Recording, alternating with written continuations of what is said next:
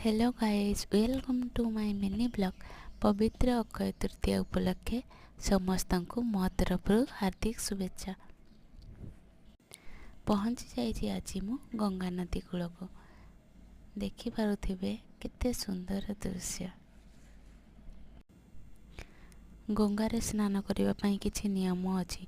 नदी कूल अपरिष्कार करेंगे नहीं, साबुन तेल व्यवहार करेंगे नहीं एवं कपड़ा सफा करेंगे नहीं।